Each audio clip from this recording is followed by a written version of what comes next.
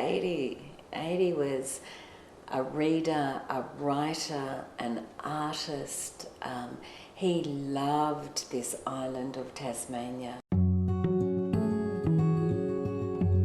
remember having a party. I lived in Launceston, he lived down here in Hobart, and that's separated by a distance of about 200 kilometres. And we were having a Creatures of the Night party. He dressed as an elf, completely with red stockings and like a little red and green suit. And he picked up all these hitchhikers on the way, and he didn't explain himself to any of them, including a full pixie hat. Like, he was fun. He was never more alive than when he lived knowing death was walking beside him. He would marvel at the leaves on a tree and the way that the light played on them. Imagine if we all saw that every day.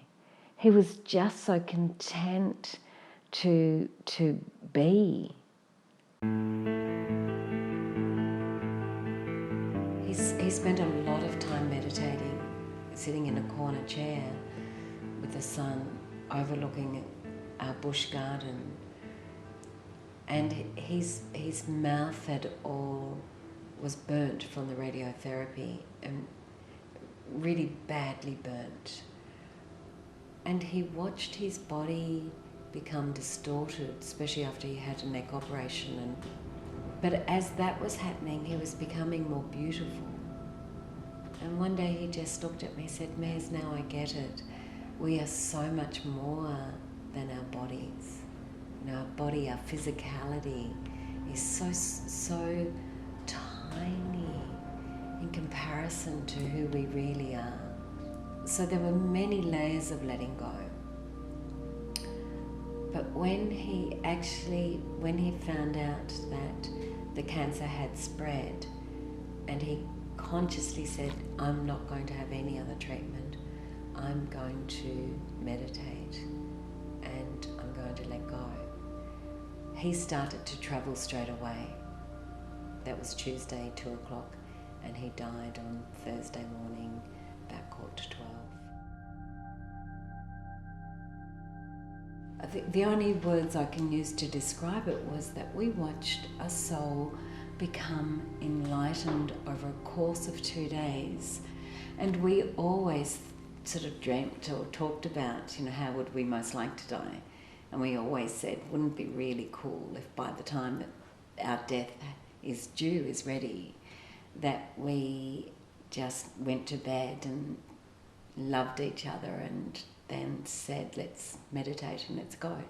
Let's do it, and just be so skilled at meditation that was the time when we could travel and keep on travelling. And that's exactly what he did. We just didn't do it together. Once upon a time, when we all died in our homes, the family would lay them out, and the family would come and sit round the coffin for days sometimes. But now, when it's so removed from our everyday reality, often the first time that we see someone who's dead, it's in a very cold clinical setting. Death is a great gift and a great teacher, and something we should chat about more. An inquiry into life, by its very essence, is an inquiry into death.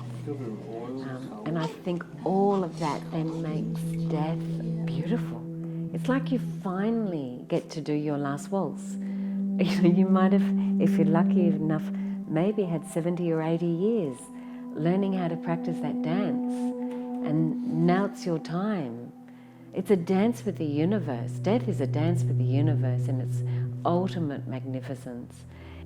But I think the layers of all of that have really helped add to a unfamiliarity with something that is a everyday process. It is a part of all of our lives. Your death is already waiting for you somewhere, and mine is too. But we live as though that is not the truth.